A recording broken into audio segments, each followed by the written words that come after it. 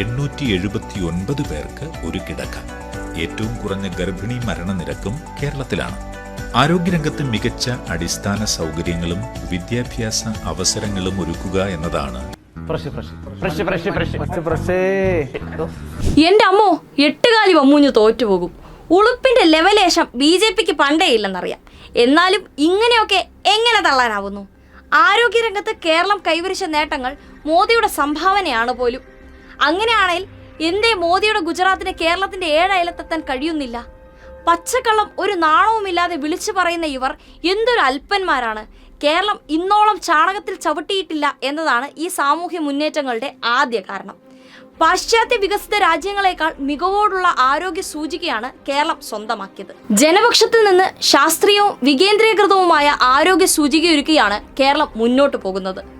അതാണ് ലോകത്തിന് നാം സമ്മാനിച്ച ആരോഗ്യരംഗത്തെ കേരള മോഡൽ എന്ന പാഠം. കോവിഡിനെയും നിപ്പയെയും ഏറ്റവും ഫലപ്രദമായി നേരിട്ട പ്രദേശമെന്ന നിലയിൽ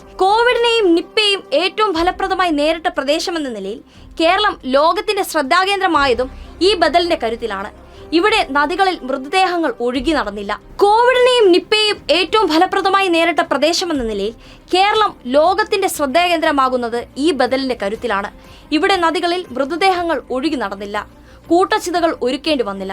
ഓക്സിജനും ICU ബെഡിനും വേണ്ടി മനുഷ്യർ നെട്ടോട്ടം ഓടിയില്ല. ഇടതുപക്ഷ ജനാധിപത്യ മുന്നണി സർക്കാർ ജനങ്ങളെ ചേർത്തു പിടിച്ചിരുന്നു. മലയാളിക്കറിയാം ഐക്യത്തിന്റെ വഞ്ചിയിലേറി എല്ലാ ദുരിതങ്ങളെയും അവരെങ്ങനെ അതിജീവിച്ചെന്ന്. ഇന്ന് അവകാശവാദവുമായി വന്നവർ നമ്മുടെ പിന്നിൽ നിന്ന് കുത്തിയ കട്ടപ്പമാരാണെന്ന് കേരളം മറന്നിട്ടില്ല, മറക്കുകയുമില്ല.